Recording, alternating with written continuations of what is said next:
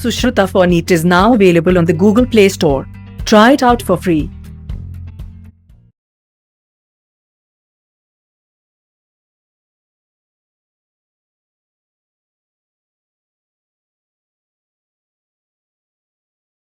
Hi students.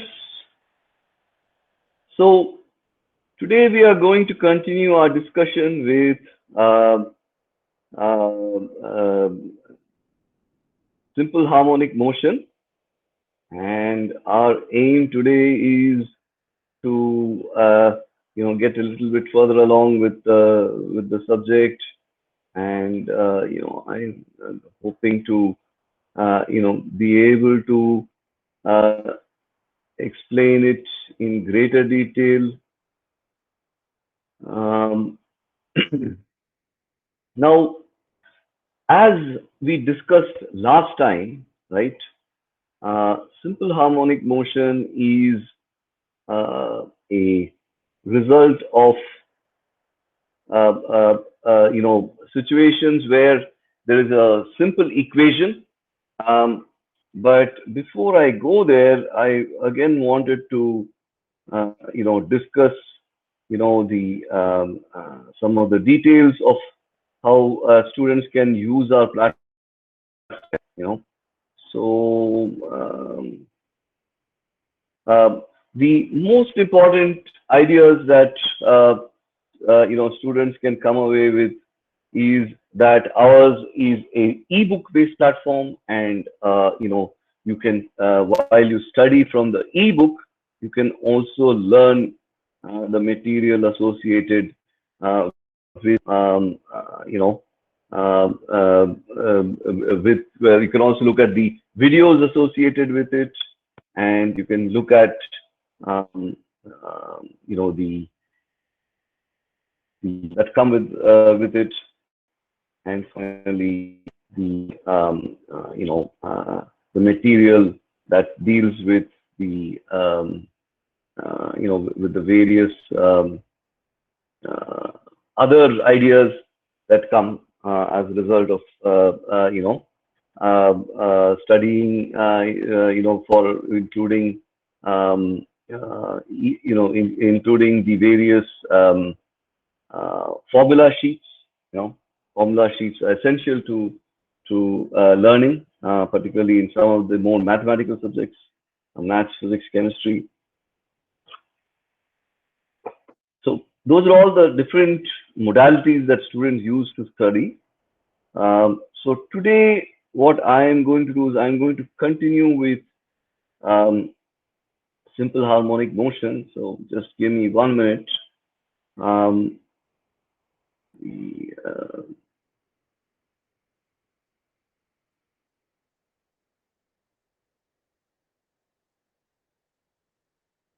Simple harmonic motion. Basically, the core ideas in simple harmonic motion we already went over last time. So this time we will do one more revision of it, so you are well versed in the material, and it doesn't become too too unfamiliar. See, building familiarity is also part of the learning process. So let me get going with it. I hope you can see my screen.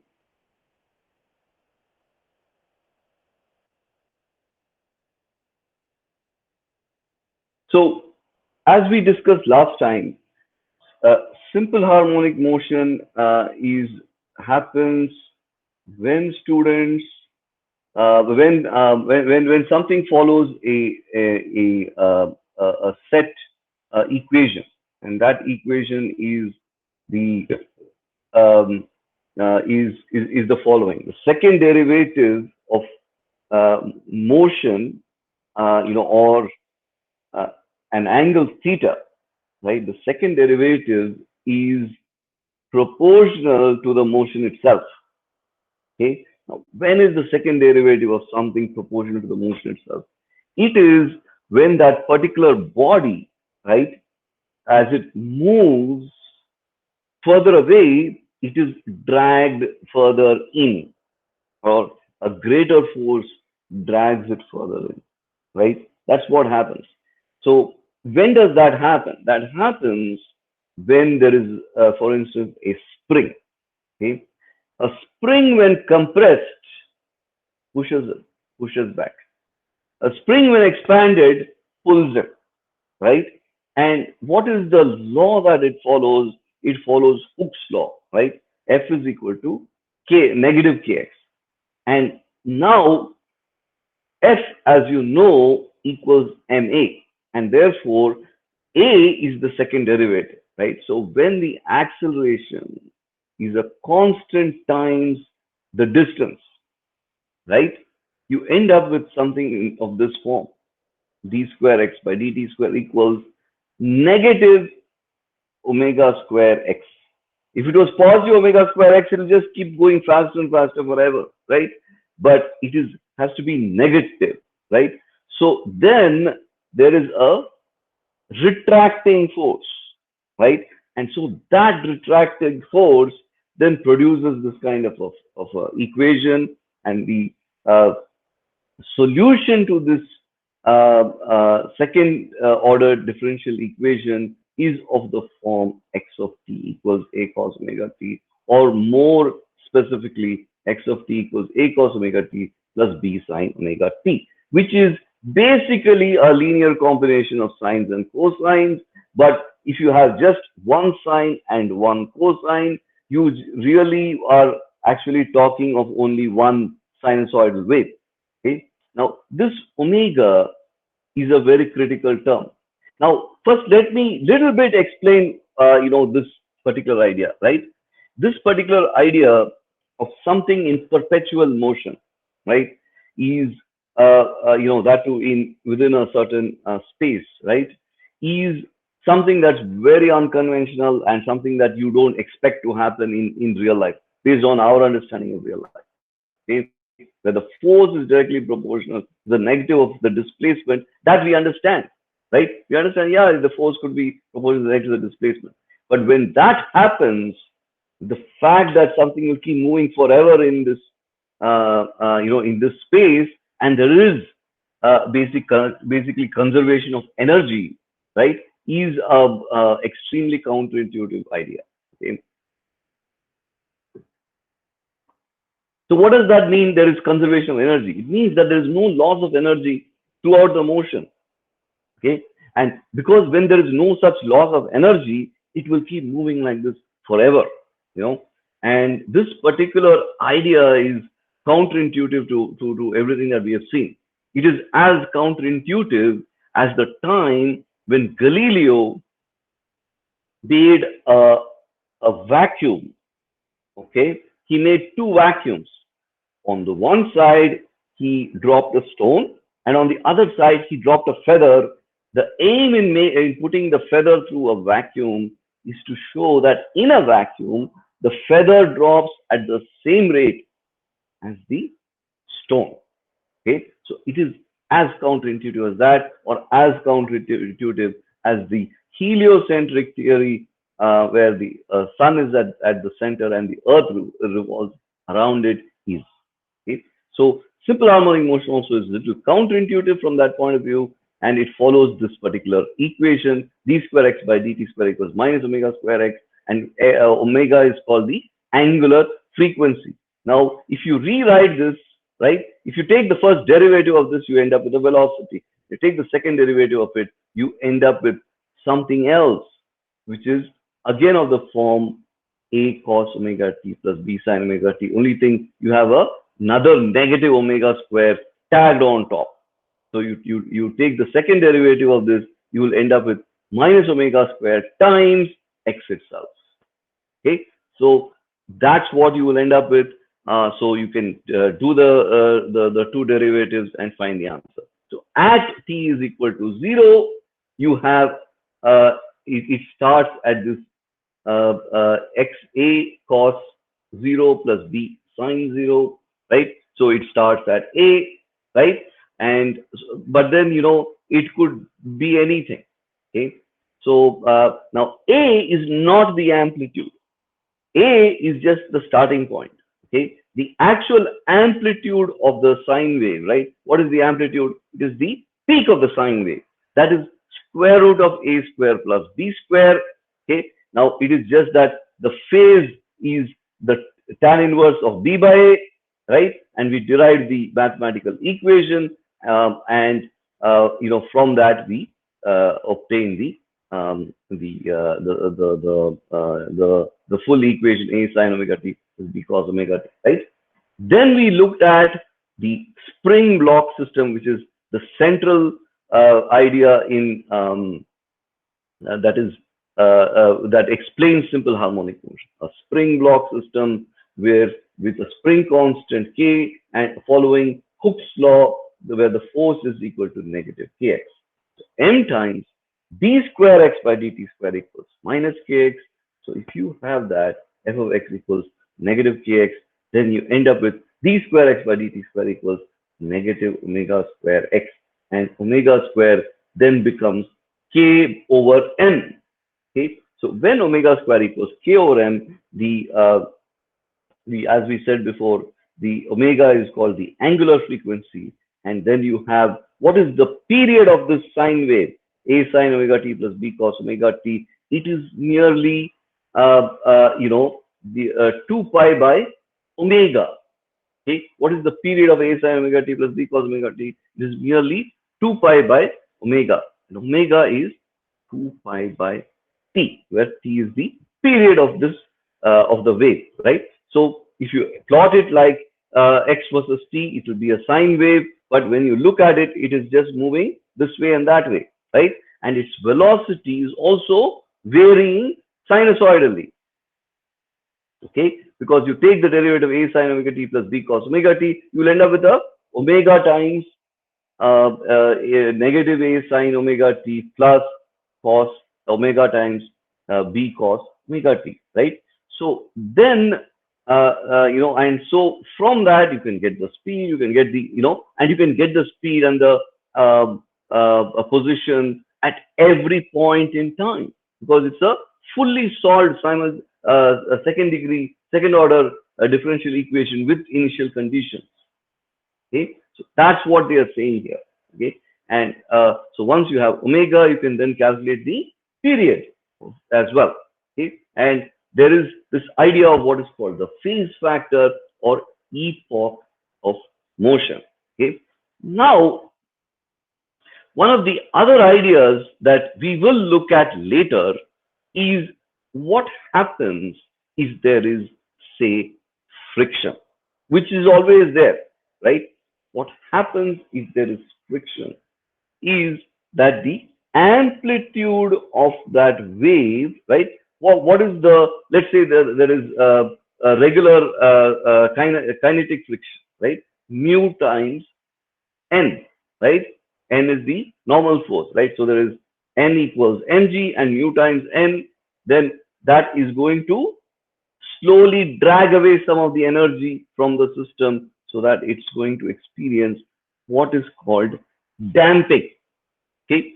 Now, but then let us say there is a second force, okay, which when the object moves to the extreme gives it a slight push. Okay. So now think of it this way, right? Think of a mother or a father or a grandmother,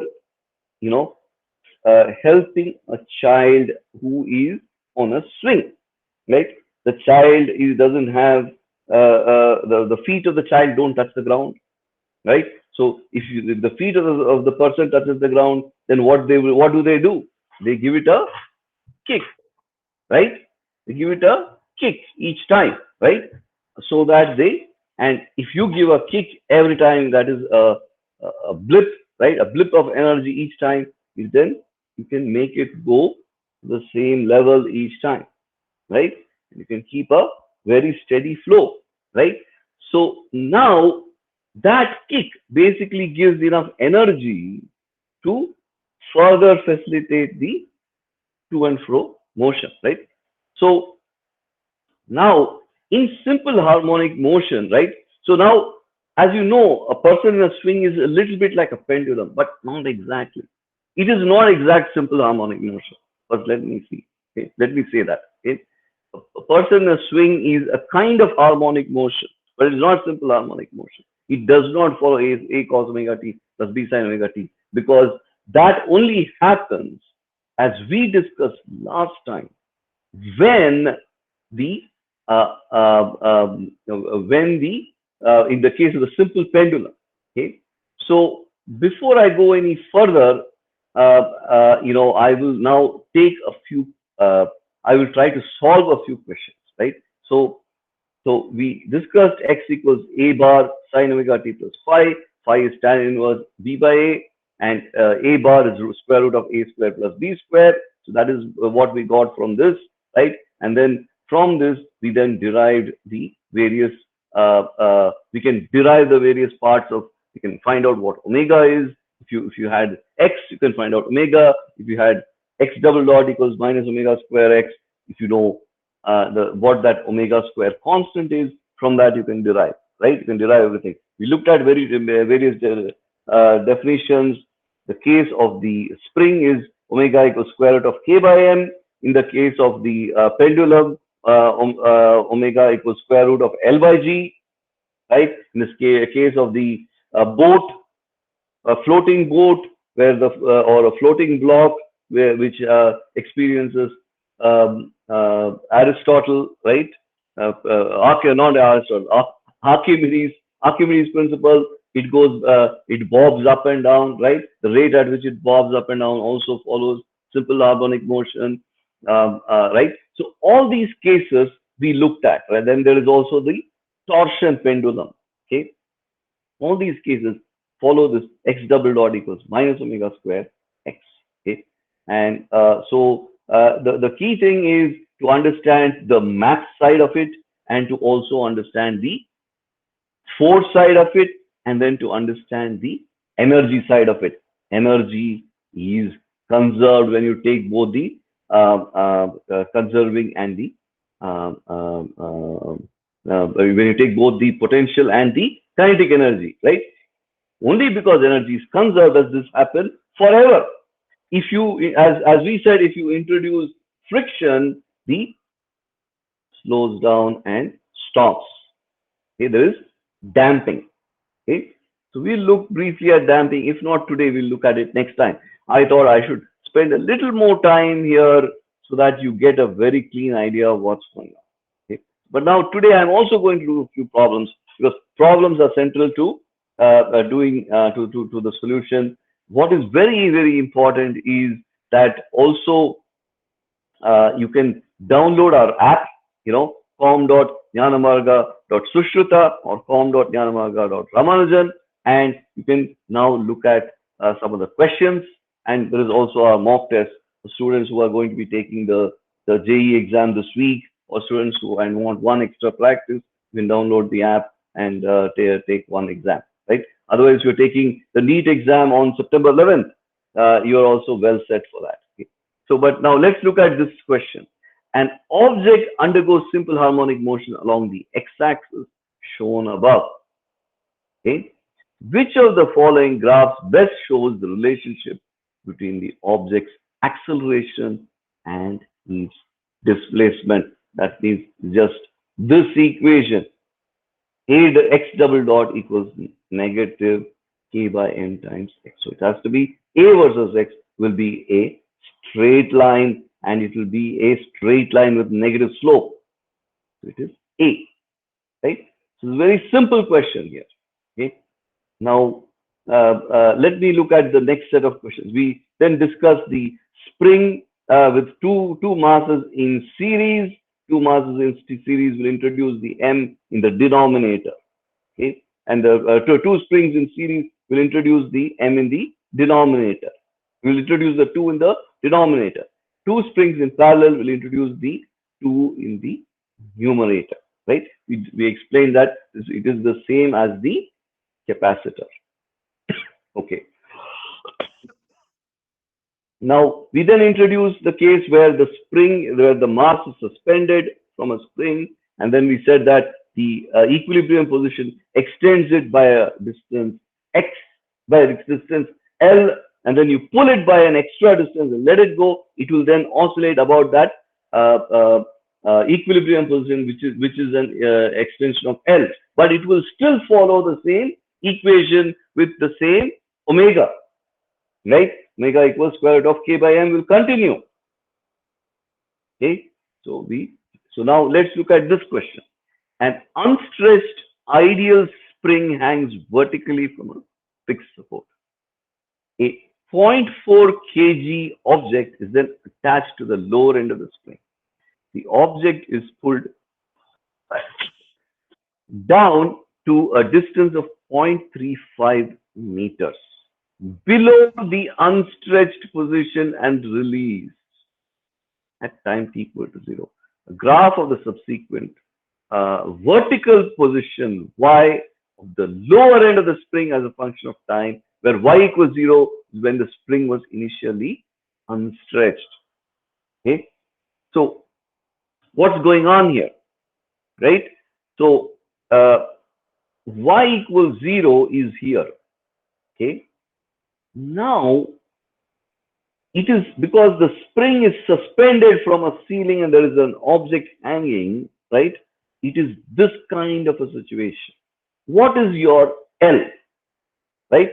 The L is the midpoint of the simple harmonic motion. Okay, so when you pull it some more, he has pulled it how much? He has pulled it from the mean.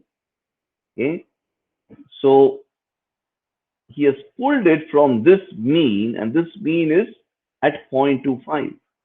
Okay, at which of the following times is the upward velocity, right? So when he has pulled it, how much has he pulled it? This mean is where? 0.25, right? And he has pulled it to 0.35. So he's pulled it 10 centimeters below, right? And then he has let go. Okay, at which of the following times is the upward velocity of the object the greatest? When is the upward velocity the greatest, right? So now, what is the upward velocity from this equation, right? If you have a y versus t curve, right, the y is negative because he's measuring from the top, it is negative, right? So he has pulled it down and he's let it go, and it's going up and down, up and down. So where is the y, right? The y is always negative, right? But the body at certain times has an upward velocity. Okay, so one point in time, right? So what is the period? First, let's try to understand the period, right? A period is between 2 points at the same thing. So this is one period. This is another period. So total period is 1 second. That is obvious, right? Total period is 1 second. Now, at which of the following times is the upward velocity the greatest?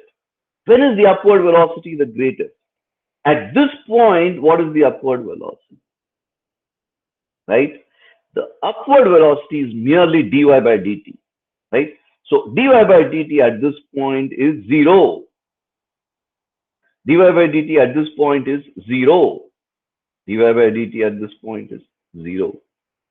So when will dy by dt be the greatest, right? dy by dt, to understand dy by dt, you can look at it from either aspect. One is merely from the derivative aspect. When is this derivative greatest? This derivative is greatest when the slope is the greatest. When is the slope greatest? It is actually greatest here. Okay? Now, which is what? Which is at the unstretched position, right? Now, when does it go back to the unstretched position? Here and up in the upward direction. At this point, right? What is this point? This is 0.25 seconds. Okay, so at this point, the slope is the greatest, and it is at the unstretched position. Why is the unstretched position the greatest? At the unstretched position, what has happened is all the energy has gone now from the spring, to the mass. And the mass has only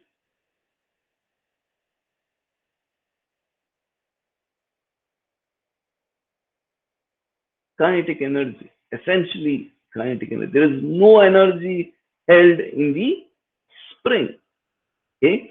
Now, as the spring gets compressed, there is a little additional energy also held in the potential energy of the mass.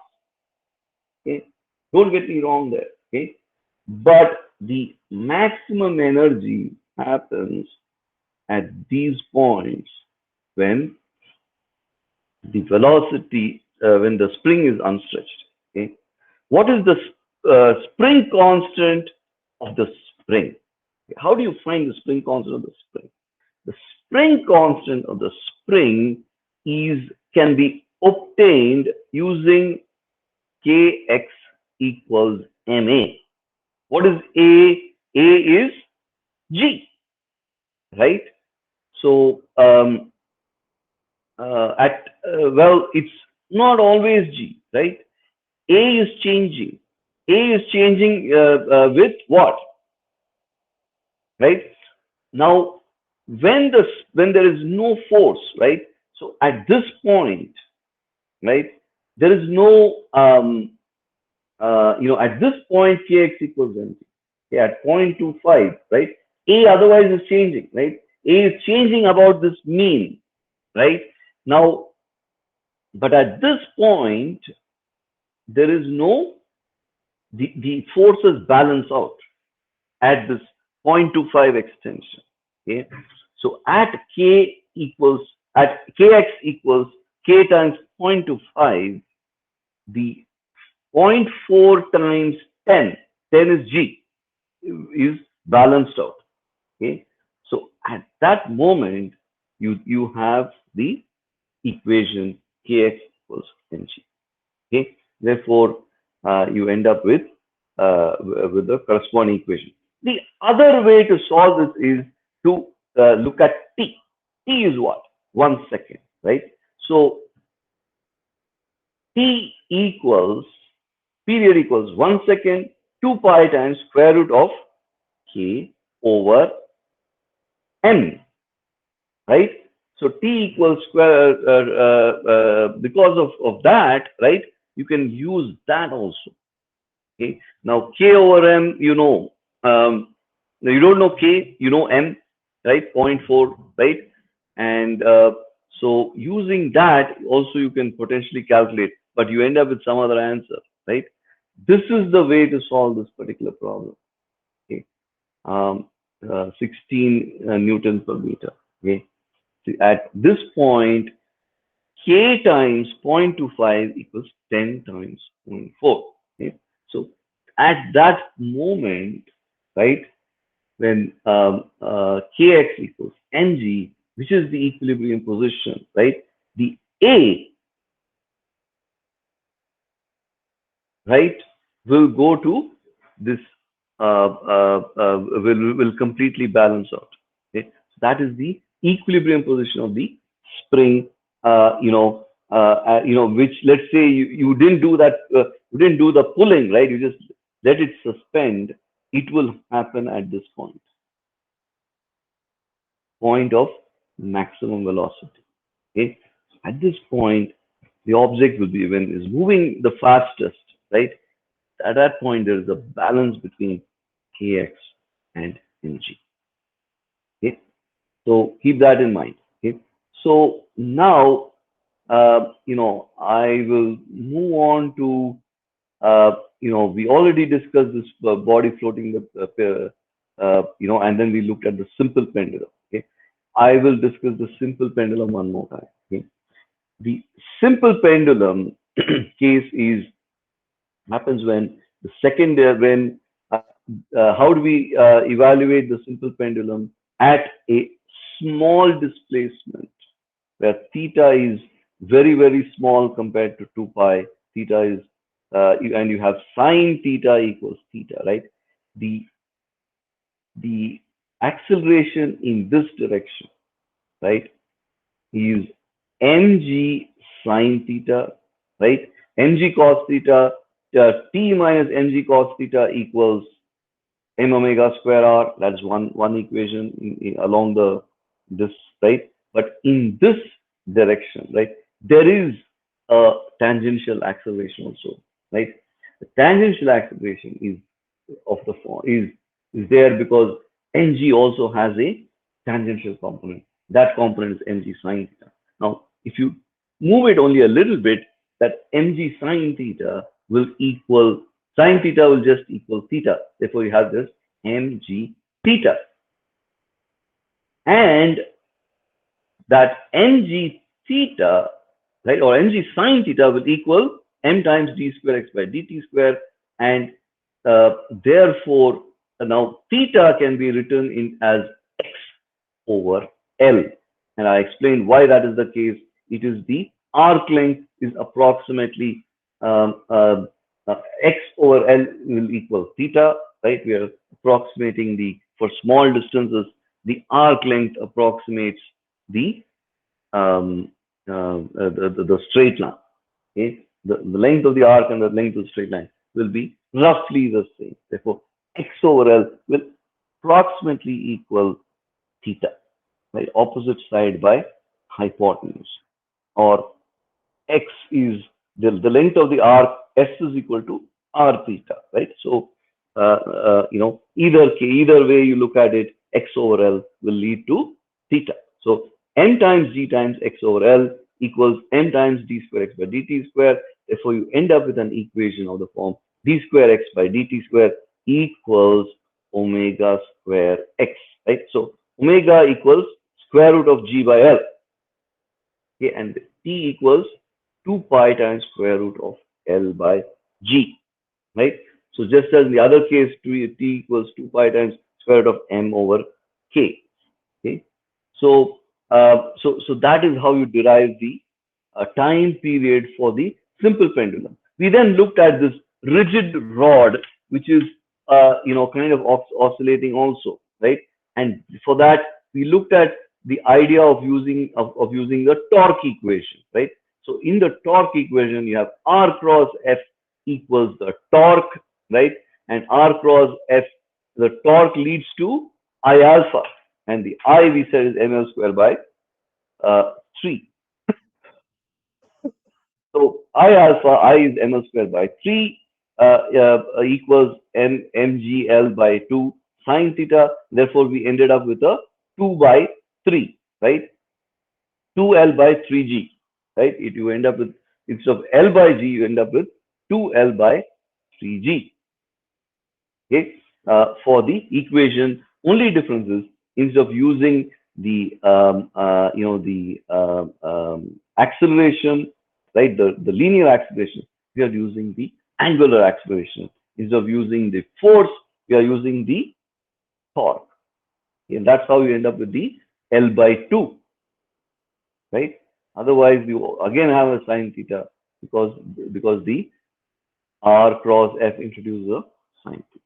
Okay, and therefore, and sine theta equals again similarly there is a sine theta is approximately equal to theta for small displacements.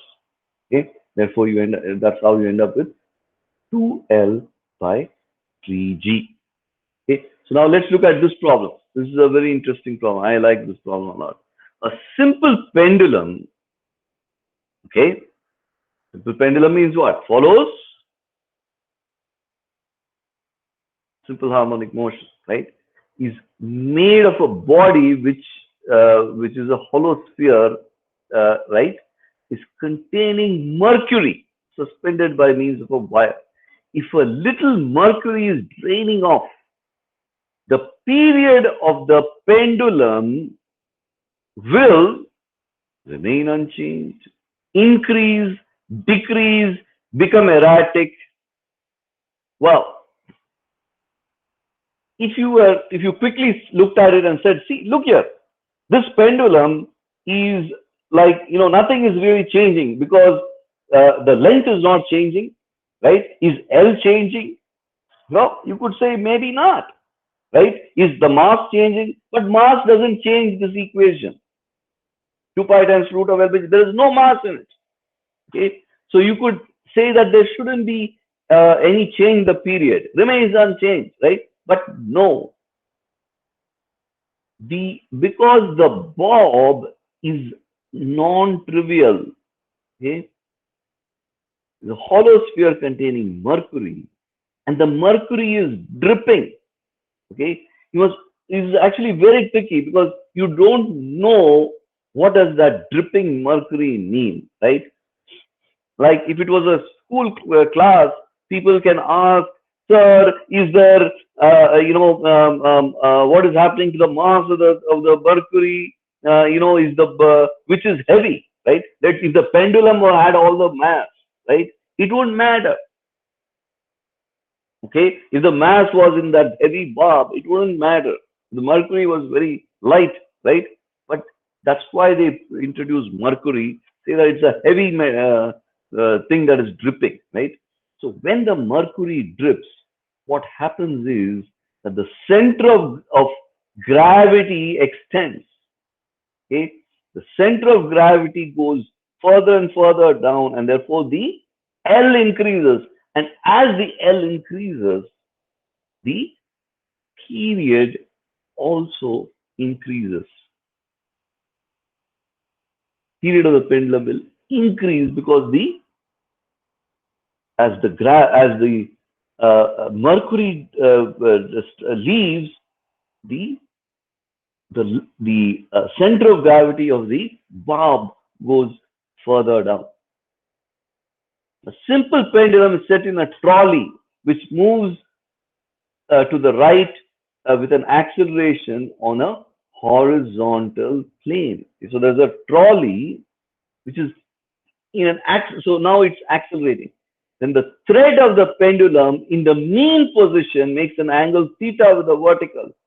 Okay, so this is really actually about um, this is not exactly a problem dealing with simple harmonic motion.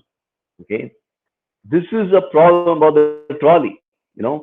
So this trolley is accelerating, right? So now if you wanted to look at it from introduce a Coriolis force or a pseudo force in order to stop the trolley, what do, right? So which is, if the trolley is moving to the right, then you have to introduce a force to the left. Okay, in this case, let's say the trolley was moving this way, right? Trolley was moving this way, then you introduce a force that way.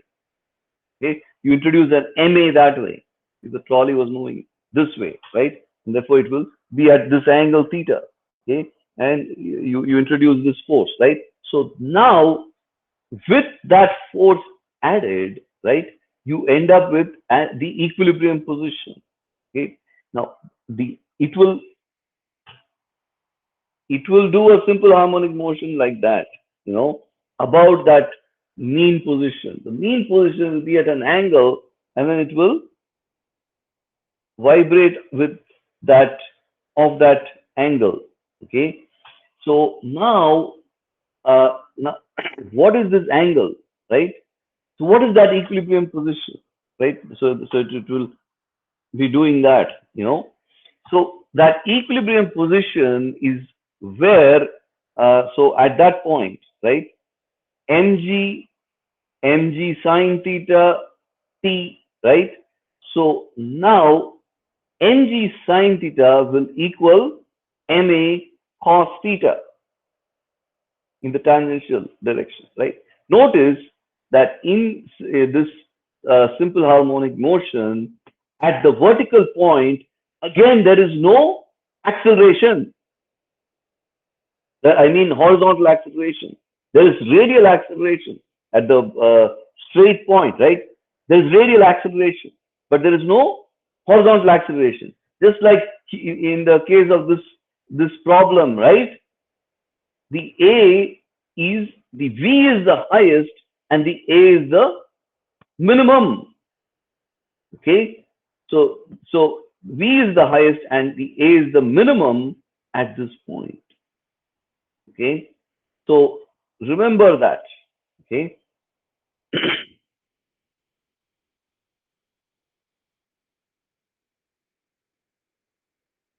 similarly, here also, at this point, mg sine theta minus ma cos theta will equal 0. So tan theta will equal A over G. So it will go tan inverse A over G in the backward direction.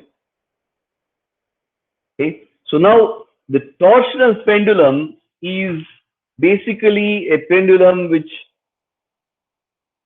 it's like, you know, the twist, it goes by the angular twist. Okay. So now it twists this way and that way. Okay. And so now let me briefly discuss with you also the energy equations. Okay. So the spring in the case of the mass, right? The energy in the spring. So if this is the motion, the energy in the spring is half times mv's is k times half times kx square. Okay, the energy in the spring is half times kx square. The energy of the mass, kinetic energy of the mass is half times mv square. Half kx square plus half mv square will be a constant. Okay, throughout the motion. Okay, so when it's extended this way, it will have a v. V will go to 0. The spring will have all the energy. When it comes to the middle, the spring will have no energy, and all the energy will be in the mv, half mv square. And when it's completely compressed, the mass will go to velocity 0, and the spring will have all the half kx square will be the most.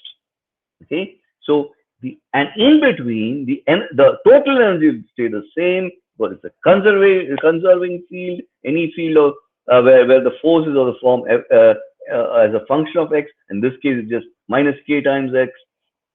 There is conservation of energy where the potential energy, kinetic energy will be constant. Some of the potential energy will be constant. Okay, so remember that as well. So now, so the torsional pendulum is a pendulum that twists this way, that way, this way, that way. Okay, and the torque also follows instead of F is equal to kx, the torque is proportional to the twist. More it twists, then it will come back to the normal. Twist, twist, twist, twist like this. It will twist this way, that way. This is the torsional pendulum. It will turn this way, this way, this way, this way, and it will. That's how it works. The torsional pendulum. It is an angular simple harmonic motion. Okay. It also follows, and therefore tau equals I alpha, and tau equals k theta. I alpha equals k theta. Right. And you again have something. Alpha is what? D square theta by dt square. Therefore, k over I is your omega square, and k over I is equal to omega square, 2 pi by t, omega equals 2 pi by t, omega square equals k over I. Therefore, from that you can get a relationship between t and you can get a equation for the period, right? The total energy is half k theta square, tau theta d theta. Tau d theta will give you the work done. Therefore, that will give you the okay. Now the mass and diameter of a planet are twice that on Earth. The period of oscillation of a planet of a pendulum on this planet will be, okay. So the mass and diameter of a planet are twice those of the Earth, right? So now if the mass of the planet is doubled and the diameter, right? Does the diameter matter? Yes, because g changes, right? What is little g? Gmm by r square, right? So little g is g times capital M by r square. So he is doubling the m and the r, right? So m is 2m, r is 2r. Okay, so now you end up with 1 by 2 because the denominator is a square, right? So you end up with the new G as half the original G, right? Because the new G is half the original G, you end up with the period being 2 pi times square root of L by G prime. G prime, as you know, is half G. And therefore, your period is going to increase by, if it was 1 second here, it will become root 2 seconds. Right? Because there is a added root 2 in the formula. Right? So, B. It was 1 second, it will become root 2 seconds. That's the period. Right? So, we look at the energy conservation, right? You have the sum of the kinetic energy and the potential energy. So what is the kinetic energy? Half mv square. What is V dx by dt? A omega cos omega t plus delta, right? What is the energy in the spring? Half times kx square, right? So now when you add the two, right, you end up with half times m times a square plus times omega square times sine square theta from the spring and cos square theta from the mass. Okay, so the sine square theta plus cos square theta will equal 1. Therefore, you end up with a constant total energy half times Ka square. The energy is constant, as I explained. Energy conservation happens in simple harmonic motion. I'm just reiterating that one more time. Okay. Now, particle of mass 40 executes a simple harmonic motion of amplitude 2 centimeters. If the time period is 0.2, why is he giving you 0.2? To help you calculate omega. Okay, half times m times a square omega times omega square. Half times m times a square omega square. Okay, omega is 2 pi by t. T is 0.2. Okay, therefore from that you can get half times m times a square. Okay, therefore you end up with 7.9 10 to the power of minus 3 joules. Okay, now here's another simple question. Suppose that the potential energy of a particle constrained to move along the x-axis can be described half kx square minus ax, right? Where both k and a alpha are positive constants. Stable equilibrium points about which of the following about which particle oscillates are located at. The stable equilibrium point is when the force goes to 0. If you have a u potential energy function, you take the derivative, that will give you the force. So, and you set that to 0. So you have du by dx, and you set that to 0, you end up with kx minus a, right? Kx minus a equals 0. You have x equals a over k, right? So a over k is the only stable equilibrium. The other two unstable equilibrium points are 0 and 2a over k. Right? So B is the answer. E is the unstable equilibrium points. Now we have finally reached a stage where we will discuss the next set of ideas. I thought I should spend a little time looking at the problems, because I was worried that some of you may not be looking at problems, and plus it helps to solve a few problems. Now the more important, or not more important, the less important, but also questioned areas deals with this idea of damping and resonance. Okay, so I'll introduce this idea first. An undamped oscillator is one which oscillates without the influence of any external dissipative force. So far, simple harmonic motion in the presence of no air resistance, or like the simple pendulum, the ideal spring with a mass attached, like in a frictionless table, all these are examples of what we call forced undamped oscillator, right? So there is continuous perpetual motion about that equilibrium point which never ceases. Okay. Now, uh, now this is called forced oscillation. Okay. And it is a periodic force, right? So now, and it moves on, keeps moving forever. In the case of an oscillator under no dissipative force, right? So there is no dissipative, there is no friction which slows it down, right? Now, when we introduce friction, as I discussed before, right, the total energy decreases and it slowly, the amplitude declines to a zero. Okay, so it keeps declining, declining, declining until it is no longer able to move the body. Okay, so it will reach a place, then it will stop because it's not able to. The force has become too little, right? So notice that there is a point at which the extension, the force becomes too little to be able to pull.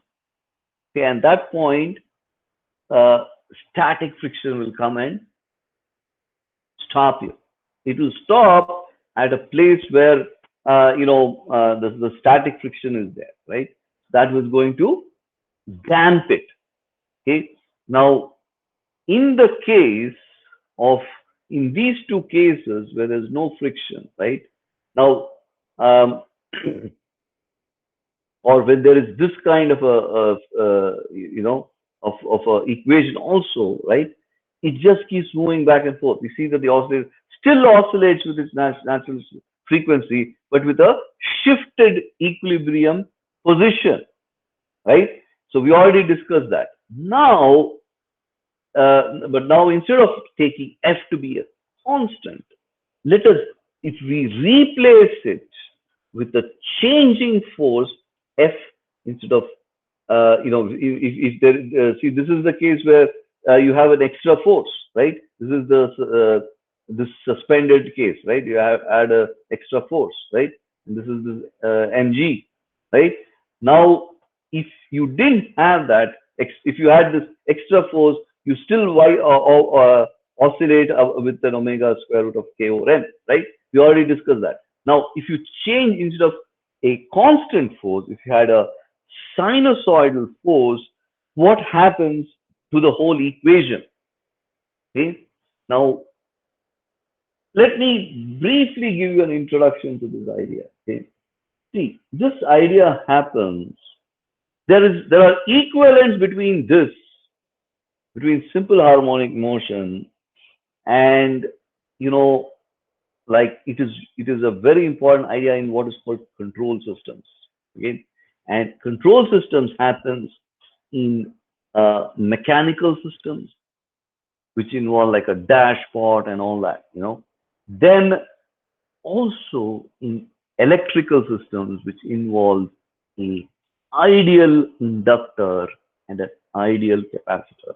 An ideal inductor plus an ideal capacitor attached to a power source also is behaves like a something following simple harmonic motion. Also has this second derivative equation equals uh,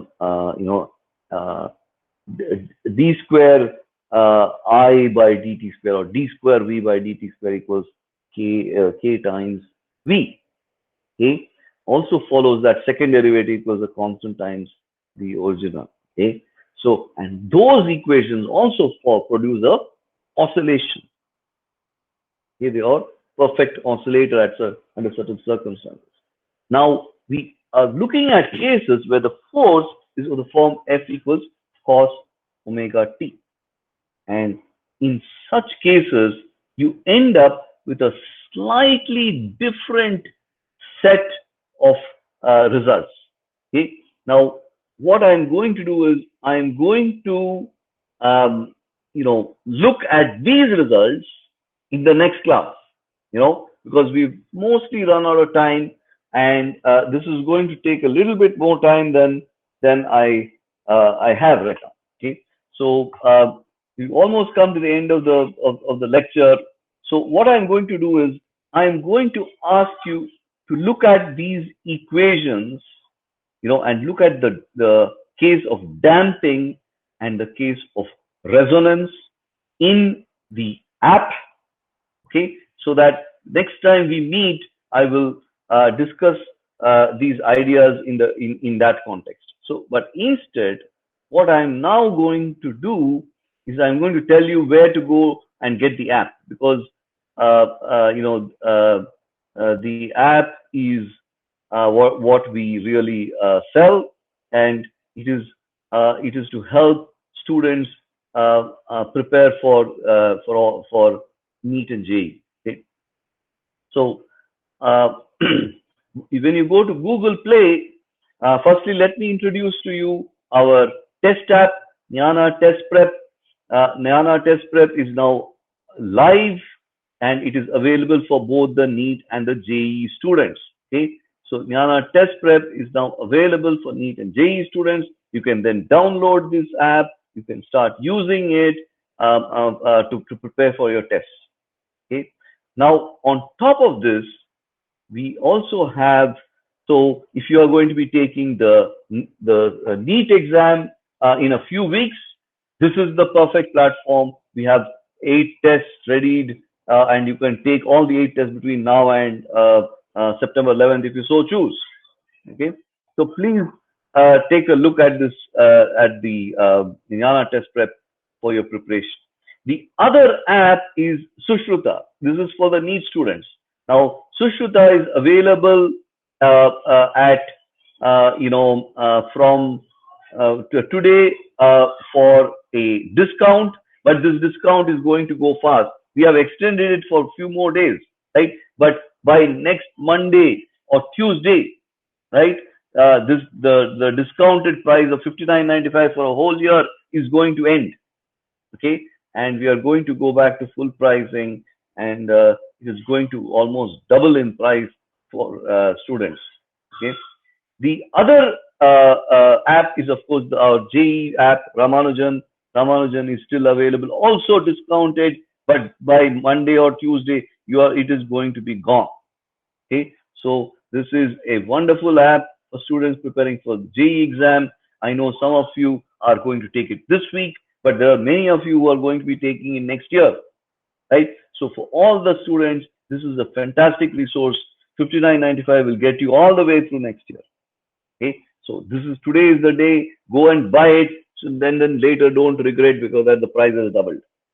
Okay, so that is as far as this goes. Next week I'll come back to simple harmonic motion.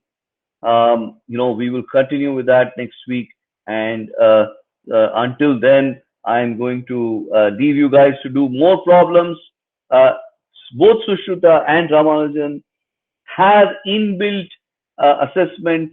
Also, do the problems, get yourself comfortable, and please ready yourself for these exams. They are very competitive exams. Okay? Therefore, you must prepare well and must learn all the material very well.